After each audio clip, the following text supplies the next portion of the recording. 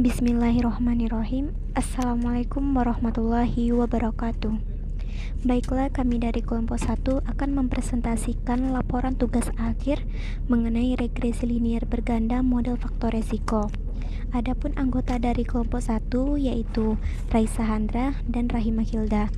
Baiklah, pada tugas akhir ini kami mengambil topik hubungan pemberian tablet FE terhadap kadar Hb pada ibu hamil. Adapun kerangka konsep dari penelitian ini yaitu ada variabel independen utama yaitu konsumsi tablet FE, variabel dependennya kadar Hb ibu hamil, dan variabel confounding terdapat beberapa. Yang pertama berat badan ibu, tinggi badan ibu, umur ibu, IMT, lila, pekerjaan ibu, dan pendidikan ibu. Selanjutnya ada definisi operasional dari masing-masing variabel yang diteliti. Yang pertama kadar Hb ibu hamil, yaitu jumlah total hemoglobin dalam pembuluh darah perifer pada ibu hamil. Data kadar Hb ibu hamil ini merupakan data numerik. Selanjutnya variabel jumlah konsumsi tablet FE, yaitu jumlah keseluruhan tablet FE yang dikonsumsi oleh ibu selama hamil. Dan data variabel ini yaitu data numerik. Selanjutnya variabel tinggi badan ibu, yaitu kondisi fisik ibu saat badan posisi tegak yang diukur dari tumit sampai puncak kepala dalam sentimeter dan juga merupakan data numerik. Selanjutnya umur ibu, yaitu usia ibu yang diukur sejak dilahirkan sampai saat wawancara, yaitu berupa tahun dan juga merupakan data numerik. Selanjutnya variabel lingkar lengan atas atau lila, yaitu suatu hasil pengukuran pada lengan atas yang digunakan untuk mengetahui perkiraan tebal lemak bawah kulit dalam sentimeter, dan data ini merupakan data numerik. Selanjutnya variabel berat badan ibu, yaitu ukuran antropometri yang memberikan gambaran massa tubuh ibu dalam kilogram, dan ini datanya numerik juga. Selanjutnya variabel indeks massa tubuh yaitu IMT, yaitu nilai yang diambil dari perhitungan hasil bagi antara berat badan dalam kilogram dengan kuadrat dari tinggi badan dalam meter. Ini juga merupakan data numerik. Selanjutnya variabel pekerjaan ibu, yaitu aktivitas atau kegiatan sehari-hari yang menghasilkan pendapatan. Data ini merupakan data kategorik, yaitu tidak bekerja dan bekerja. Selanjutnya variabel pendidikan ibu, yaitu tingkat pendidikan yang telah ditempuh oleh ibu. Data ini merupakan data kategorik, yaitu tinggi dan rendah.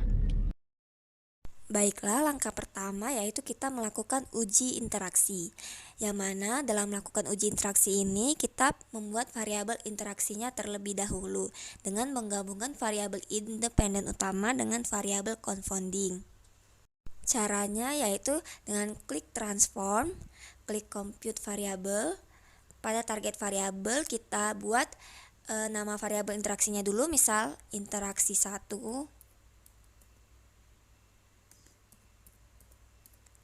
Pada kolom numeric expression kita pindahkan variabel independen utama kita yaitu tablet FE. Kita klik kali. Kita pindahkan variabel confounding yang pertama yaitu umur. Lalu kita klik OK. Lakukan sampai variabel interaksi ke-7 karena variabel confounding kita berjumlah 7.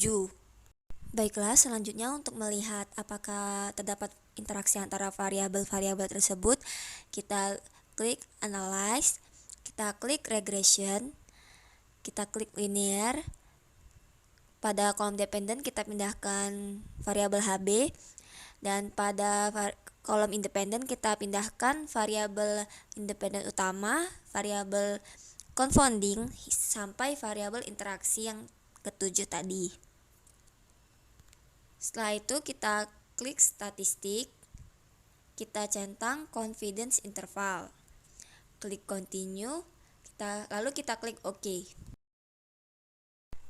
Berdasarkan output, kita lihat nilai signifikan dari variabel interaksi 1 sampai interaksi 7. Suatu variabel dikatakan berinteraksi apabila p-value-nya kurang dari 0,05. Sedangkan pada variabel-variabel ini p-value-nya lebih besar dari 0,05. Maka tidak ada interaksi antara variabel-variabel tersebut, sehingga dilakukan pengeluaran secara bertahap dimulai dari variabel interaksi yang nilai signifikannya terbesar. Dimulai dari interaksi 3, interaksi 5, interaksi 6, interaksi 2, interaksi 1, interaksi 7, dan interaksi 4. Dengan demikian, hasil uji interaksi sudah selesai, kesimpulannya tidak ada variabel interaksi. Langkah selanjutnya, kita melakukan uji confounding. Pada uji confounding ini, kita melihat perbedaan nilai koefisien untuk variabel utama dengan dikeluarkannya variabel kandidat confounding. Bila perubahannya lebih dari 10%, maka variabel tersebut dianggap sebagai variabel confounding. Caranya, klik analyze, klik regression. Kita keluarkan variabel dengan p-value yang lebih besar dari 0,05. Dalam hal ini yang paling besar yaitu variabel berat badan dari kolom independen. Lalu kita klik OK. Hasilnya, tidak terdapat perubahan koefisien yang lebih dari 10%. Maka, variabel berat badan tetap dikeluarkan dari pemodelan. Yang kedua, kita keluarkan variabel pendidikan dari pemodelan, yaitu dengan cara klik analyze, klik regression, klik linear, keluarkan variabel didik dari kolom independen, klik OK. Hasilnya tidak terdapat perubahan koefisien yang lebih dari 10%, maka variabel didik tetap dikeluarkan dari pemodelan. Selanjutnya, kita keluarkan variabel TB. Caranya yaitu klik analyze, klik regression, klik linear, keluarkan variabel TB dari kolom independen, klik OK. Hasilnya, perubahan koefisien lebih dari 10%, maka variabel TB dimasukkan kembali ke pemodelan dan dianggap sebagai variabel confounding.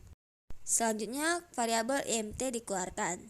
Caranya, klik analyze, klik regression, klik linear, keluarkan variabel IMT dari kolom independen, masukkan kembali variabel TB ke kolom independen.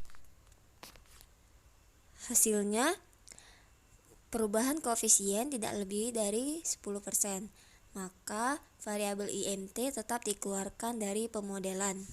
Selanjutnya, variabel pekerjaan dikeluarkan dari pemodelan. Caranya, klik analyze, klik regression, klik linear, keluarkan variabel pekerjaan dari kolom independen, klik OK.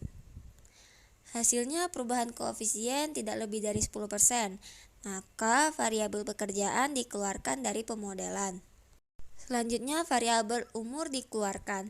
Caranya, klik analyze, klik regression, klik linear, keluarkan variabel umur dari kolom independen, klik OK.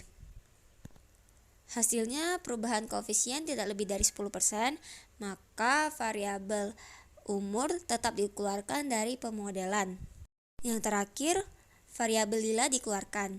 Caranya, klik analyze, klik regression, klik linear, keluarkan variabel lila dari kolom independen, klik OK. Hasilnya, perubahan koefisien tidak lebih dari 10%, maka variabel lila tetap dikeluarkan dari pemodelan. Selanjutnya, kita lakukan uji asumsi. Caranya, klik analyze, klik regression, klik linear, klik statistik, centang covariance matrix, collinearity diagnostic, dan Durbin Watson. Lalu klik continue. Selanjutnya kita klik plots. Kita pindahkan spreadsheet ke kolom Y dan pindahkan Z-spread ke kolom X. Lalu kita centang histogram dan normal probability plot. Lalu klik continue, klik OK. Hasil dari uji asumsi yang pertama yaitu asumsi eksistensi. Berdasarkan tabel di atas menunjukkan angka residual dengan min 0,0000 dan standar deviasi 0,9806. Dengan demikian, asumsi eksistensi terpenuhi. Yang kedua yaitu asumsi independensi.